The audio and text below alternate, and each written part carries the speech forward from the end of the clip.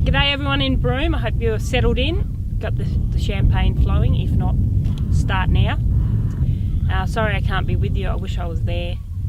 There's always the excuse of busy times, but it really is at Yarra at the moment. So I'll be thinking of you, and I'm really sorry I'm not there.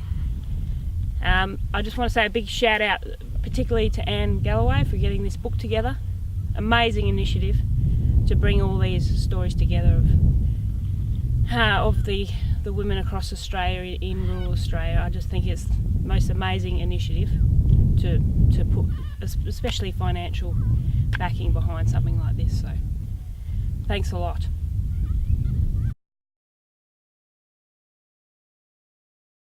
So the book started on a bit of a different slant than most, and I'm glad it kind of went that way because it was one of the most memorable times of my life.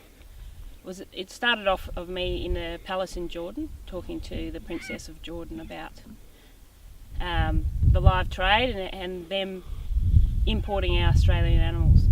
So there's a fairly big story to that, but to try and wrap it up reasonably quickly because we don't want you looking at me for too long.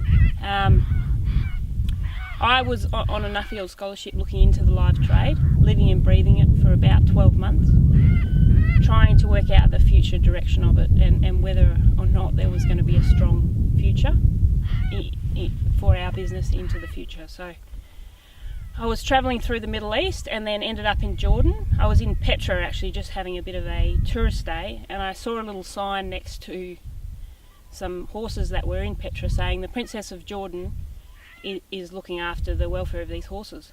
So I thought, okay, if this lady is interested in the welfare of her horses in Petra, which are reasonably miserable, she might talk to me about the welfare of Australian animals in Jordan.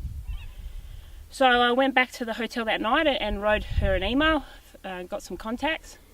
I also thought that the King of Jordan was pretty good looking, so I thought maybe he would marry me or something if I went and saw her. So I didn't hear anything from her, kept travelling around Jordan, and then that night went back to my hotel room a couple of nights later and got an email from her. It was very brief. It just said,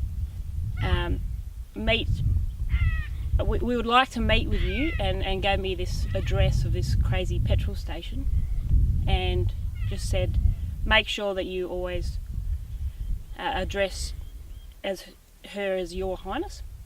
So that was it. So I thought, wow, I'm into the palace. So I found my way, which was pretty hard in Jordan because there's not many people that speak English, but I found my way to this petrol station. It was cold and wet, and I was standing there wondering what the hell I was doing, especially when a big army car turned up. He couldn't really speak much English. The window went down a little bit and said, "Are you Annabelle?" I said, "Yes." He said, "Get in." And then we drove off. Went through about 4 gateways to get into the palace, and then a butler met me at the car, opened the door, and I was into the palace. Much to my surprise though, when I opened the door, there was the princess, but there was also Lynn White from Animals Australia standing next to her, who turned out to be her best mate. Well, I don't know about her best mate, but they spent a lot of time together. So I pretty much had 6 hours of the most intense talking of my life, sitting in there drinking green tea and eating dates and talking about importing Australian animals, welfare, and the future of the trade. It was pretty amazing to spend that time with those 2 women, and it really, I guess, really made me double check all my thoughts on the live trade, particularly in a room with Lynn White. She's against our industry, but she's one hell of a woman to convince you. She even had me wondering about the live trade. So I think it was probably one of the best things I've ever done because it really made me look deeper into the trade.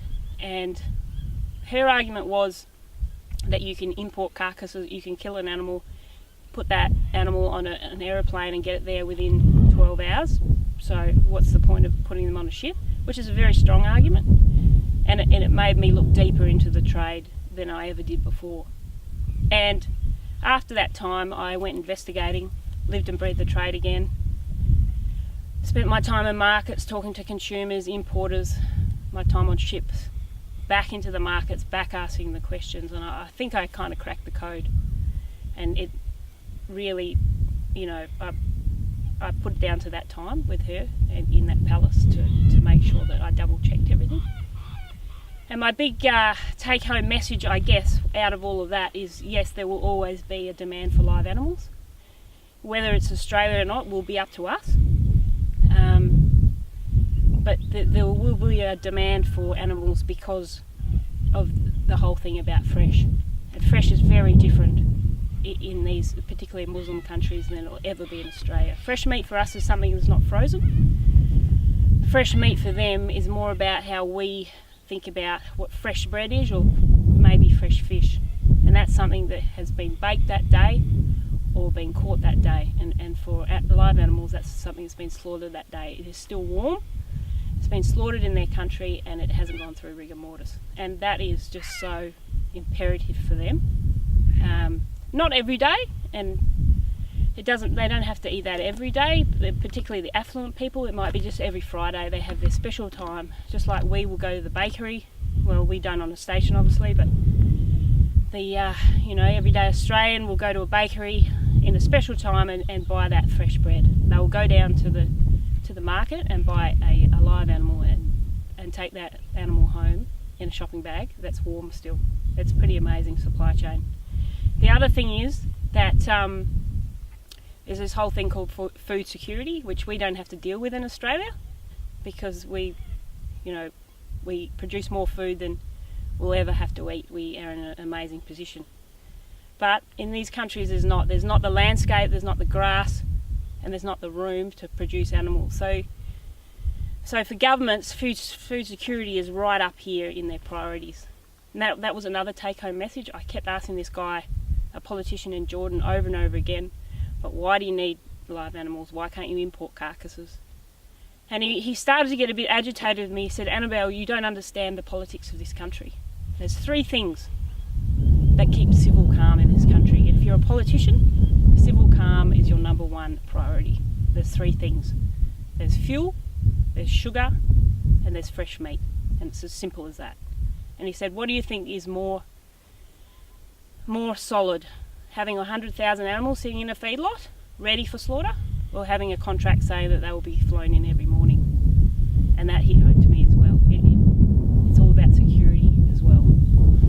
So that was a big wrap up of my time in the Palace of Jordan, and the story went on to talk about that a bit. It also talked about me growing up on Yarra and the great opportunities I had and that my parents gave me, and then coming home in 2010. I came home and managed the property, and then was fortunate enough to be able to purchase it in 2015. So we went through that, and also went through the first year of being a mother on a station, which was pretty, it was an amazing time. But in the first couple of months it was a little bit testing of managing a station and having a baby. I'd get up in the morning, put my boots on, walk around the room 4 times, and then take my boots off, and then wonder how on earth I'm going to do all this. But we got through those first 4 months, so I talked about that a bit. And then I just wrapped it up, I guess, with my big dream of this place, and that's to produce a natural beef product that we're doing, but to also prove that while we do that, we're improving our landscape, which sounds simple, but to wrap that up in a package and make it into a viable future is something that that I really want to see by the time I have a good crack at looking after this country for the next generation. Right, resilience.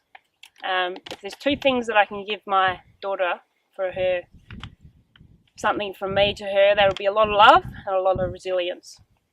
I don't think I really have to talk too much about resilience to this room, because most of the women and the people in this room will know all about it. I think the country builds resilience in you, and there's a big fat draft gate at the end for people that don't have it, because you don't last long out here without it.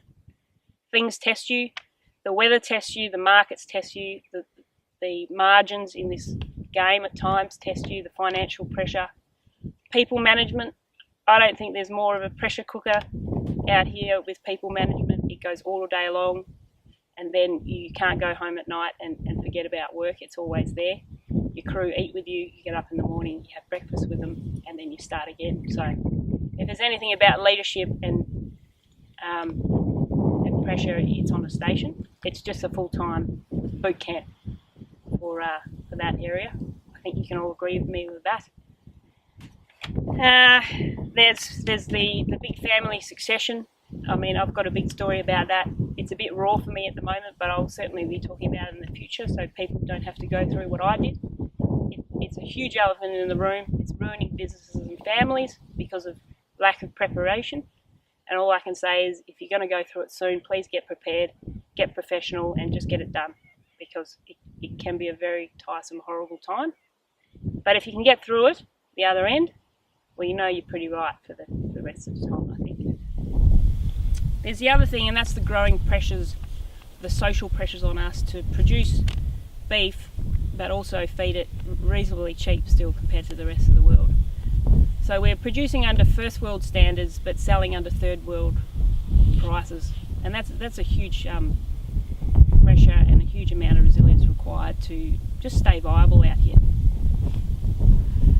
You know, but in the end, we can do it, and we survive because we're resilient. It's just a constant pressure, and it is a big draft gate at the end if you can survive it or not. So I think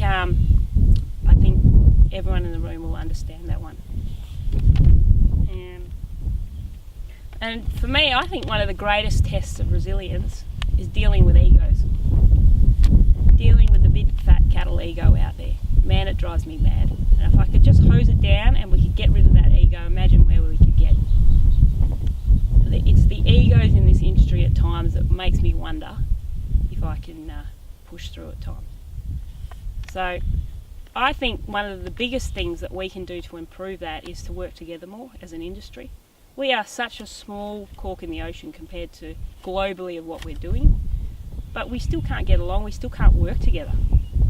It baffles me at times, and particularly when you travel overseas and you see your market, you see what's going on, you just think, man, I wish Australian beef producers could get together and really work together.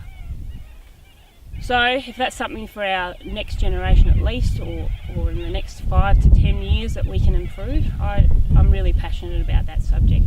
And I guess it's why I have so much energy for the KPCA and what they're doing. It's about working together to make this industry a better place.